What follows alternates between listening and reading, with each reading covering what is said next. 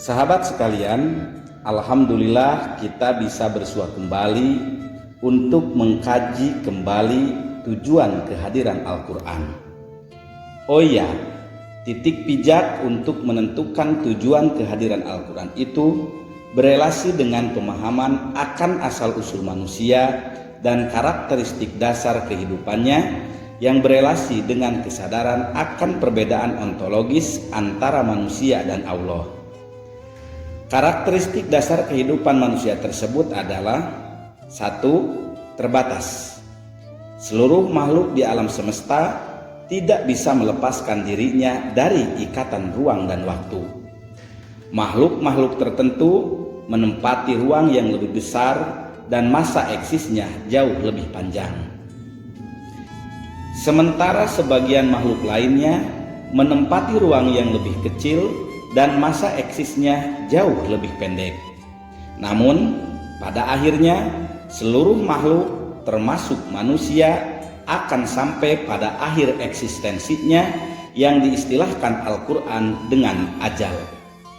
Oleh sebab itu, tidak heran kiranya jika Al-Quran mengilustrasikan kehidupan dunia dengan tetesan air hujan dari langit yang menjadi penyebab biji-bijian yang terpendam dalam tanah tumbuh menjadi pepohonan yang berdaun rimbun dalam durasi waktu yang sangat terbatas. Seiring perjalanan waktu, pohon itu berubah menjadi batang-batang kayu yang kering lagi lapuk. Tiupan angin sepoi-sepoi saja akan menumbangkannya.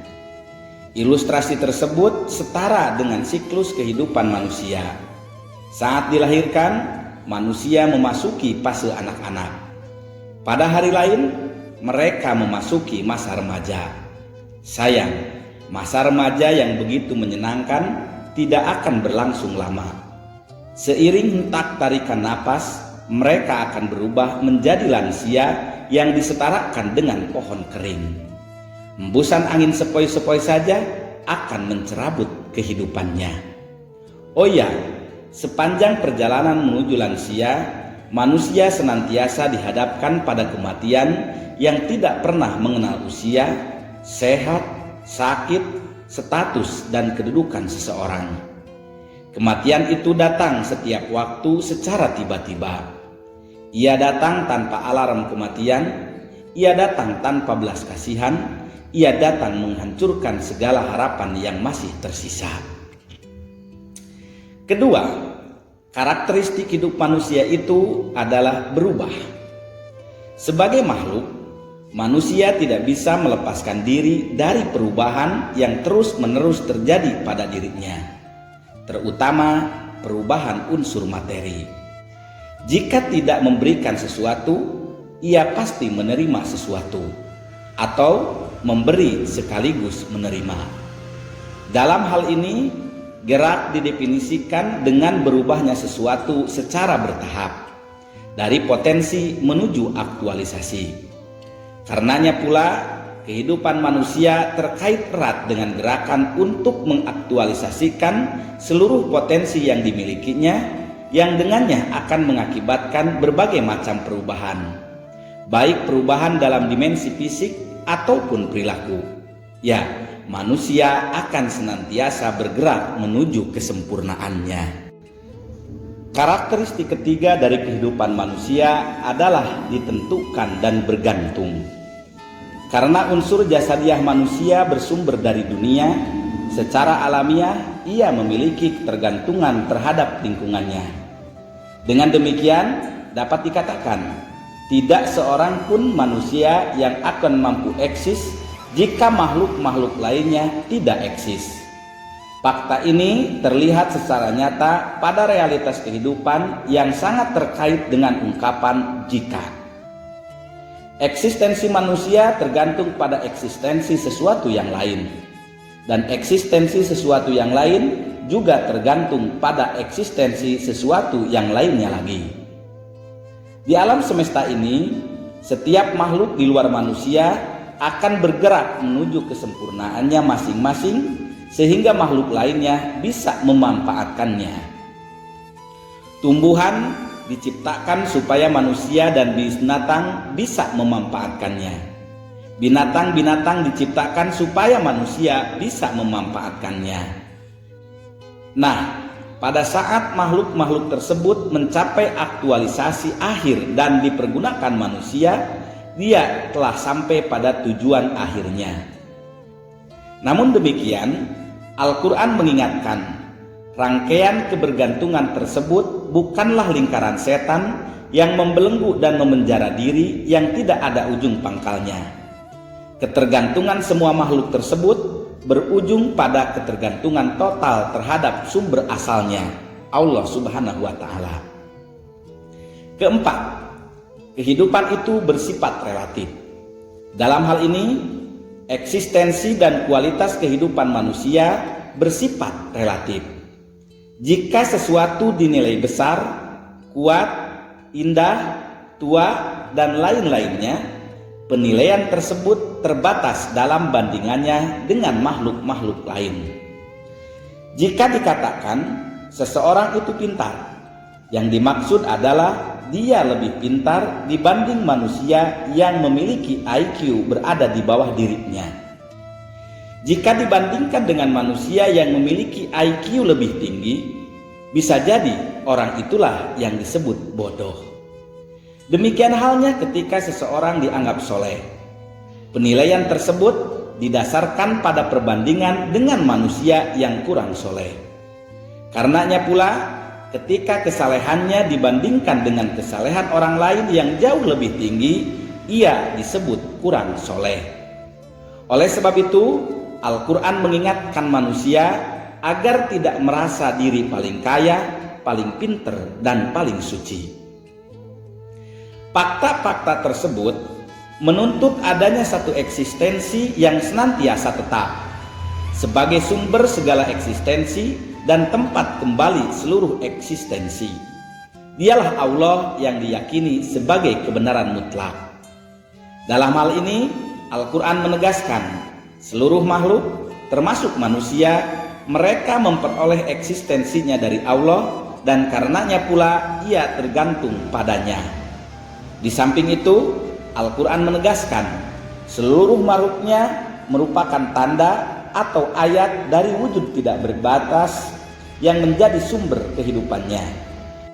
Ya, alam semesta itu bagaikan sebuah kitab yang disusun wujud arif. Setiap baris dan katanya merupakan tanda kearifan penulisnya. Karenanya, semakin seseorang mengetahui realitas segala sesuatu, dia akan semakin mengenal kearifan, kuasa, dan rahmatnya. Sahabat tafakur, sejak kemunculannya di alam malakut sampai hadir kembali di kehidupan akhirat, manusia senantiasa terkait dengan penciptanya. Fakta ini mengisyaratkan bimbingan harus dimulai sejak Allah menciptakan manusia hingga ia meninggalkan alam fana. Sejak dalam kandungan, manusia harus mulai dihubungkan dengan penciptanya. Demikian halnya pada saat dilahirkan. Ia harus segera diikatkan pada Allah dengan ungkapan u'iduka bi kalimatillahi tamah min kulli syaiton wa hamat wa min kulli ainin lamah. Demikian halnya pada saat hendak meninggalkan alam semesta. Ia harus dibimbing dengan tahlil sebagaimana sabdanya, lakinu mautakum la ilaha illallah. Oh iya, di samping itu, kehidupan manusia senantiasa berada di bawah ancaman kekuatan-kekuatan gaib yang senantiasa berusaha terus-menerus untuk menggelincirkannya dari keterhubungan dengan Allah Subhanahu wa Ta'ala. Gerakan yang dilakukan iblis bersama bala tentaranya itu akan terus-menerus dilakukan sampai manusia meninggalkan alam semesta. Berdasarkan fakta-fakta tersebut, sementara dapat disimpulkan, tujuan esensial manusia dalam menjalani kehidupan ini adalah gerak kembali kepada sumber asalnya, kembali kepadanya dan bukan kembali di dalamnya.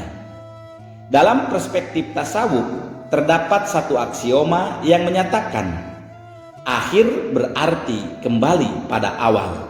An-nihayah ar-ruju ilal bidayah. Karenanya, garis gerakan yang dimulai dari titik awal ke titik terjauh sebagai kurva turun dan garis gerakan yang berasal dari titik terjauh ke titik awal sebagai kurva naik. Pada saat benda-benda bergerak di sepanjang kurva naik, akan kelihatan seolah-olah benda itu didorong dari belakang dan ditarik dari depan. Inilah yang akan memperlihatkan bahwa segala sesuatu ingin kembali pada asal-usulnya.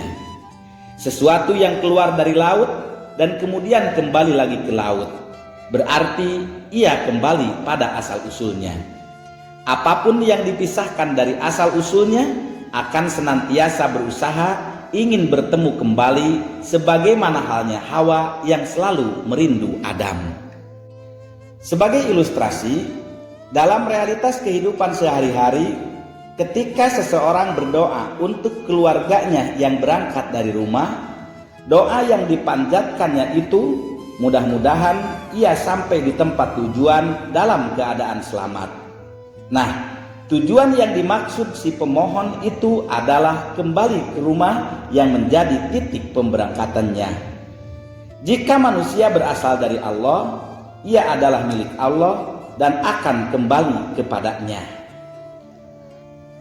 Pernyataan ini bisa dilihat dalam firman Allah surat Al-Maidah ayat 18, An-Nur 42, Fatir 18, Fatir ayat 4, Al-Hadid ayat 5, Asyura ayat 53, As-Sajdah ayat 11, Al-Jasiyah ayat 15, Al-Maidah ayat 48, Hud ayat 4, dan Al-Insyiqaq ayat 6. Ayat-ayat tersebut menempatkan manusia sebagai pekerja keras yang harus senantiasa bergerak dan berusaha menuju ke arah sumber asal eksistensinya. Di samping itu, dapat dipahami bahwa manusia berada dalam pergerakannya menuju Allah, dan keseluruhan aturan-aturan Al-Quran merupakan wahana agar ia sampai pada tujuan yang telah ditetapkannya, melintasi tahapan kesempurnaan dan berjalan ke arah kesempurnaan mutlak. Namun perlu dicatat, dalam kasus proses kembali manusia kepadanya, Allah memperlihatkan adanya dua makna, yakni manusia yang secara sukarela mau kembali kepadanya.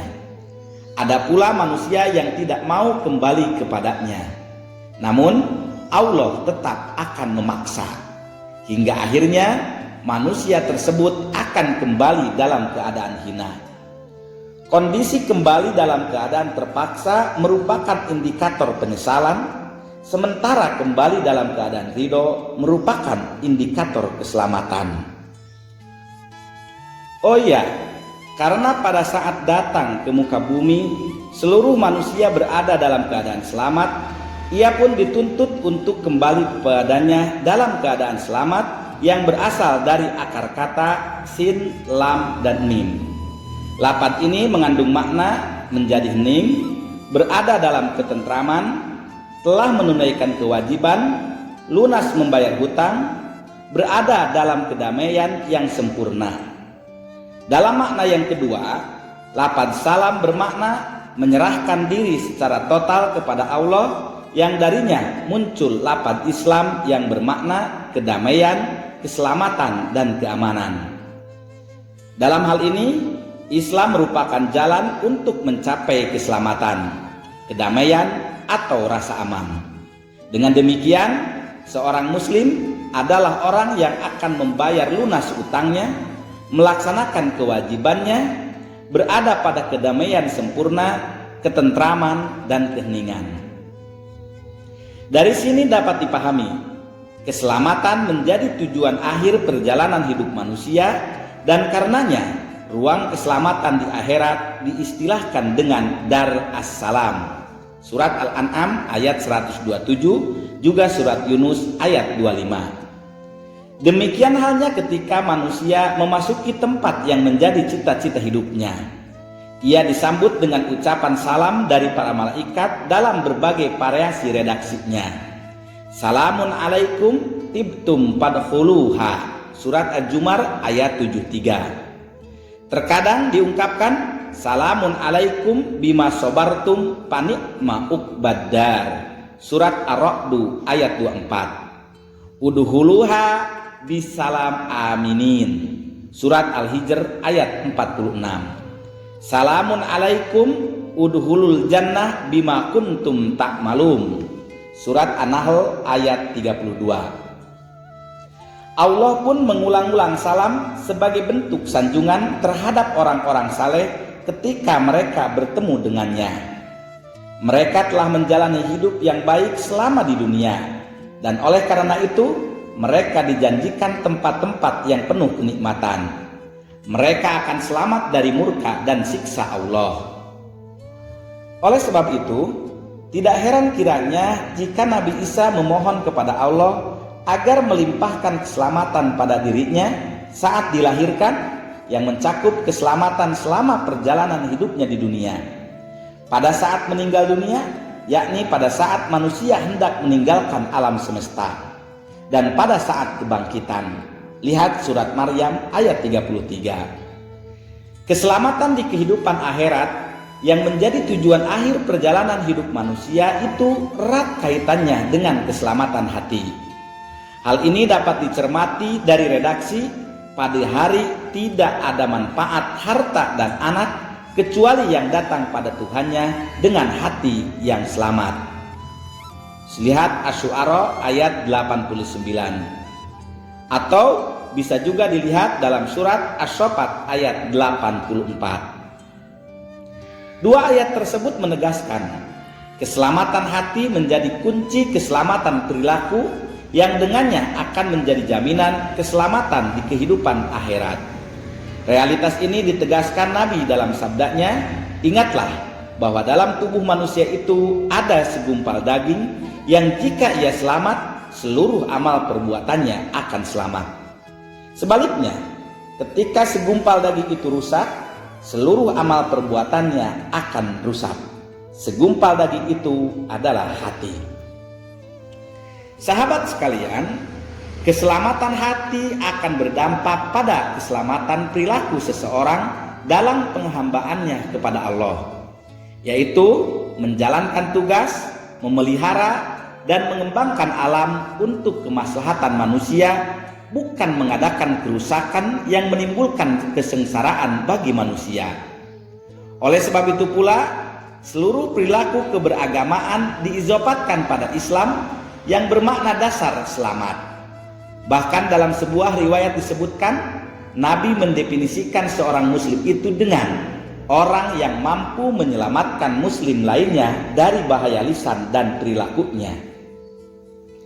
Pada kesempatan lain, Nabi mengingatkan umatnya agar menyebar salam yang dengannya akan melahirkan sikap berbelas kasih kepada mereka yang tidak mampu, yang diekspresikan dengan memberi makanan, menyambung tali silaturahmi, dan bangun di malam hari untuk mendekatkan diri pada Allah.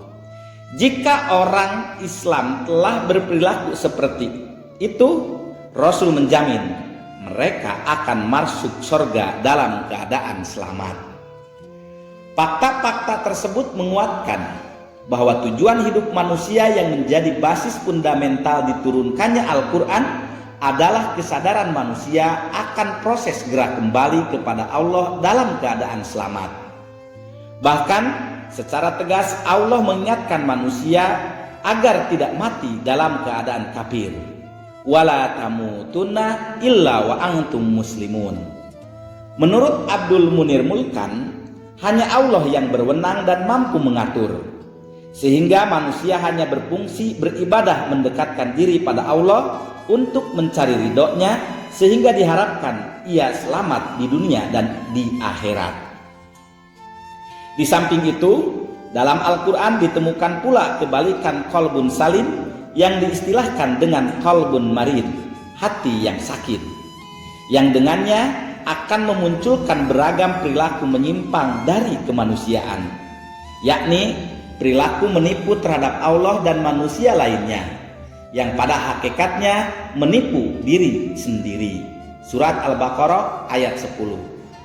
Senang bersumpah untuk menutupi kebohongannya. Surat Al-Maidah ayat 52. Merasa diri paling hebat, dan segala perilaku baiknya lebih didorong untuk mendapat sanjungan orang lain. Surat Al-Anfal ayat 49. Yang dengannya ketika ada pihak lain mengingatkan, ia malah akan semakin mengingkari. At-Taubah ayat 125. Dalam kondisi terdesak, mereka akan menyembunyikan kekufurannya. Lihat An-Nur ayat 50. Sangat takut mati dan senantiasa mengkhianati janji. Ucapannya tidak makruf, bahkan ucapannya tersebut cenderung membangkitkan hawa nafsu seksual yang diekspresikan dengan tabarruj. Quran surat Al-Ahzab ayat 12, 32 dan 60. Manusia-manusia seperti itu diilustrasikan Al-Quran dengan pemilik hati yang sangat keras, setara dengan batu atau malah lebih keras dari batu, sebagaimana dilukiskan pada surat Al-Baqarah ayat 74, Al-An'am ayat 43 dan Al-Hadid ayat 16. Dalam surat Ali Imran, hati yang keras itu diistilahkan dengan ghalij al-qalb, hati yang sangat kasar. Hati yang tertutup, gulb, hati yang memiliki zaid, akinah, kemudian hati yang ragu atau yang disebut dengan irtibat. Hati yang lalai, lahiyat al-qalb, Al-Anbiya ayat 3, dan hati yang sombong, mutakabbir, jabbar, dan hamiyah al-jahiliyah, Ghafir ayat 36 dan Al-Fat ayat 26. Tujuan utama penurunan Al-Quran tersebut masih bersifat abstrak. Oleh sebab itu, ia tidak akan tercapai tanpa perumusan tujuan antara yang lebih konkret. Rumusan tujuan antara berelasi dengan 3 materi pokok dalam Al-Quran, yakni rahmat, keesaan, dan keadilan Allah. Berdasarkan 3 materi pokok tersebut, dapat dirumuskan 3 tujuan diturunkannya Al-Quran dalam tataran ahdaf, yaitu 1. Syakirin. Berdasarkan materi rahmat, dapat dirumuskan bahwa salah satu tujuan diturunkannya Al-Quran pada tataran ahdaf adalah mewujudkan manusia syakirin yang erat kaitannya dengan kesadaran manusia pada apa-apa yang diberikan Allah pada periode awal penciptaan dan selama proses perjalanan hidupnya menuju Allah. Dengan demikian, syukur merupakan gerak manusia menuju Allah yang didasari pada kesadaran akan rahmatnya, baik rahmat dalam dimensi fisik ataupun dimensi spiritual. Konsekuensi logisnya, seluruh kebaikan yang ada pada diri manusia sama sekali bukan berasal dari dirinya sendiri. Karena itu, pengingkaran terhadap rahmatnya diidentifikasi sebagai kufur yang mengandung makna dasar penutupan. Ia diidentifikasi bersumber dari sifat al-kibr. Dalam hal ini, kibr merupakan faktor penyebab manusia menjadi kufur.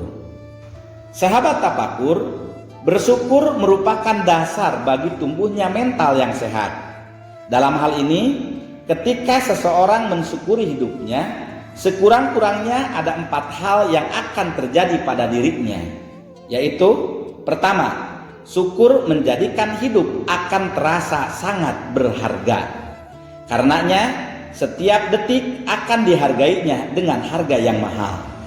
Kedua, sikap syukur mendorong manusia untuk senantiasa bersemangat dalam menjalani kehidupan.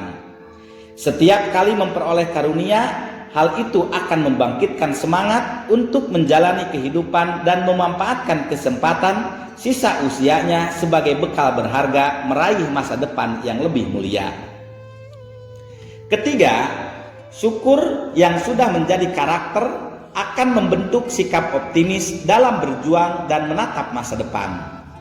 Orang yang bersyukur akan mampu melihat sekaligus merasakan limpahan nikmat pada saat sulit sekalipun. Keempat, syukur akan menjadikan manusia mau menerima dirinya secara positif. Hal ini merupakan salah satu faktor terpenting dalam proses pembentukan konsep diri yang baik. Dalam hal ini, manusia-manusia bermasalah, terutama pada masa remaja, dan bahkan saat dewasa umumnya berawal dari konsep diri yang buruk. Sementara konsep diri ini sangat terkait dengan citra diri, yakni bagaimana seseorang memandang diri sendiri, erat kaitannya dengan keyakinan tentang diri. Seseorang yang merasa tidak berharga, menganggap bahwa tidak ada seorang pun yang mau menerima dirinya, sebanyak apapun kawan di sekeliling dan sebaik apapun sikap orang terhadapnya, ia akan tetap tidak bisa menerima dirinya sendiri. Sebaliknya, walaupun seseorang memiliki banyak kekurangan dan tidak sedikit orang yang meremehkannya, tapi jika ia merasa Allah menyayangi dan memilihnya sebagai salah satu hambanya yang terbaik, ia akan memiliki rasa percaya diri yang sangat tinggi. Hingga akhirnya ia akan menjadi orang yang sukses. Mukhlisin menjadi tujuan kedua diturunkannya Al-Quran pada tataran Ahzab yang merupakan konsekuensi kesadaran akan rahmat Allah padanya. Dalam hal ini, manusia dituntut untuk menyadari fungsinya sebagai abd yang sikap dasarnya adalah patuh kepada semua kehendak tuannya. Ketaatan kepada semua perintah tanpa pamrih disebut ibadah. Sedangkan ibadah yang paling tinggi adalah Islam, memasrahkan diri atas segala kehendak tuannya. Dari sini dapat dipahami bahwa Muslim adalah orang yang menghambakan diri kepada Allah secara ikhlas. Kepasrahan sukarela mengisyaratkan bahwa pada dasarnya manusia mampu memilih untuk tidak tunduk. Namun, penolakan semacam ini diidentifikasi sebagai bentuk perlawanan terhadap kehendak Allah yang akan mengakibatkan kegoncangan, disharmoni, dan kehancuran sejak dari diri sendiri dan akan mengakibatkan kerusakan, disharmoni, dan kehancuran tatanan sosial dan alam semesta. Karena prinsipnya semuanya, baik manusia dan alam semesta secara keseluruhan berasal, diciptakan, ditata melalui ketetapan-ketetapannya secara harmonis sesuai kodratnya. Penghambaan secara ikhlas memiliki sifat dasar, antara lain membuang segala bentuk kesombongan termasuk tidak mementingkan atribut kemanusiaan. 2. Melaksanakan tugas hidup dengan sebaik-baiknya. 3. Memegang teguh kesetiaan untuk tidak menghamba kepada selain tuannya, termasuk menghamba kepada dirinya. Segala tindakannya untuk tuannya tanpa berharap imbalan. Oleh sebab itu, perbudakan dan tindak sewenang-wenang tidak bisa dibenarkan karena berarti memposisikan diri sebagai Tuhan. Demikian halnya penghambaan kepada manusia, jabatan, uang, materi, dan lain sebagainya. Hanya Allah sebagai satu-satunya Tuhan dan manusia hanyalah hamba. Maka hamba tidak boleh menjadi Tuhan dan tidak boleh ada Tuhan selain Allah. Jika seorang hamba menghamba kepada selain Allah, hal tersebut menunjukkan bahwa ia telah menurunkan martabat dirinya menjadi lebih rendah karena telah meletakkan dirinya di bawah makhluk lain. Padahal makhluk selain manusia lebih rendah dibandingkan manusia itu sendiri. Menurut Nurholis Majid, Allah menempatkan manusia di puncak struktur kosmos yang harus melihat secara horizontal ke samping, di mana manusia lain berada dalam posisi rata, dan meletakkan alam di bawahnya, serta memposisikan Allah di atasnya sebagai pusat penghambaan. Dan karenanya, menuhankan selain Allah akan merusak struktur kosmos yang dirancang Allah sehingga menjadi kesalahan yang tidak terampuni. Adapun tujuan ketiga diturunkan Al-Quran pada tataran Ahzab adalah takwa yang didasarkan pada tema pokok keadilan. Lafaz takwa terdiri dari waw, qaf, ya yang mengandung makna menjaga, menghindari, menjauhi, dan sebagainya. Imam Ar-Raghib mendefinisikan takwa dengan menjaga jiwa dari perilaku dosa yang dimanifestasikan dengan meninggalkan seluruh larangan-larangannya dan melaksanakan seluruh perintahnya. Menurut Imam An-Nawawi, takwa adalah ketaatan terhadap perintah dan larangannya. Definisi ini dipertegas Imam Az-Zurjani yang menyatakan takwa adalah menjaga diri dari siksa Allah dengan mentaatinya, yakni menjaga diri dari pekerjaan yang mengakibatkan siksa, baik dengan melakukan perbuatan atau meninggalkannya. Oleh sebab itu, dalam budaya masyarakat Arab terdapat pepatah yang menyatakan al-wiqayah khairun minal ilaj. Sikap berhati-hati menjaga kesehatan lebih baik daripada pergi ke dokter. Berdasarkan peribahasa ini, takwa dapat dimaknai dengan sikap berhati-hati menjaga diri dari perbuatan dosa kecil dan dosa besar. Sahabat tafakur, titik tolak takwa itu adalah kesadaran akan keadilan yang menjadi pemantik munculnya rasa takut akan siksanya. Karenanya, ayat-ayat takwa mengingatkan manusia pada implementasi fungsional manusia di muka bumi yang dituntut untuk menegakkan keadilan dan menjauhi kedoliman dalam upaya mewujudkan kehidupan beradab dan meraih martabat tertinggi di hadapannya. Pandangan ini dirujukan pada firman-Nya dalam surat Al-Hujurat ayat 13. Hei manusia, sesungguhnya kami menciptakan kamu dari seorang laki-laki dan seorang perempuan dan menjadikan kamu berbangsa-bangsa dan bersuku-suku supaya kamu saling kenal mengenal. Sesungguhnya orang yang paling mulia di antara kamu di sisi Allah adalah orang yang paling takwa di antara kamu. Sesungguhnya Allah Maha mengetahui lagi Maha mengenal. Pada ayat tersebut, Allah menegaskan bahwa Dia mengukur manusia terbaik dengan ukuran takwa, yakni ukuran yang didasarkan pada implementasi kemampuan diri manusia dalam menjalankan amanah yang diembannya. Ukuran inilah yang menjadi tujuan penciptaan langit dan bumi yang menjadi fasilitas hidup manusia, yakni agar terlihat di antara mereka siapa yang taat dan patuh kepada Allah. Dengan demikian, orang bertakwa adalah mereka yang memiliki sistem daya tangkal terhadap kejahatan yang bisa merusak sendi-sendi kemanusiaan. Ia akan menempatkan manusia dan alam semesta sejajar dalam satu garis yang bersama-sama bergerak menaik menuju puncak segitiga yang ditempati Allah Subhanahu wa Ta'ala.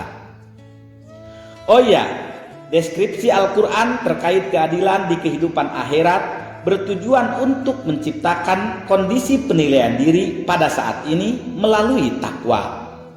Oleh sebab itu, dalam pandangan manusia takwa, setiap saat adalah pengadilan terhadap perilaku dirinya, yang dengannya ia akan berusaha sekuat tenaga untuk menciptakan nasibnya jauh lebih baik dari nasib-nasib sebelumnya.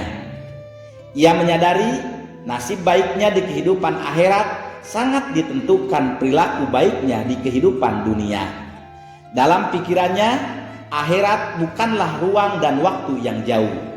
Ia berada dekat dengan ruang dan waktu dunia hari ini dan mengendalikan seluruh perilaku hidupnya. Lihat surat Al-Anbiya ayat 105, Al-A'raf 107 dan Az-Zumar ayat 73 sampai 74. Sahabat tafakur, kosakata takwa pun mengharuskan adanya sesuatu yang ditakuti, mendorong manusia untuk mencari atau menciptakan sesuatu yang bisa dijadikan benteng antara apa yang ditakutinya dengan dirinya. Di samping itu, kosakata takwa secara mafhum mukhalafah menuntut adanya sesuatu yang diinginkan atau dicita-citakan manusia, yang dengannya ia akan berupaya membuat jembatan agar mampu meraih atau sampai pada apa yang menjadi cita-citanya. Dengan kata lain, takwa adalah cerminan langsung dari keimanan kepada al-akhirah yang memiliki dua dimensi, murka dan rahimnya, sorga dan neraka. Karenanya, konsep takwa berada pada level perilaku yang dapat teramati. Ya, manusia yang senantiasa berada dalam kerangka perilaku moral positif, ia dapat memaksimalkan energi moralnya. Itulah orang takwa.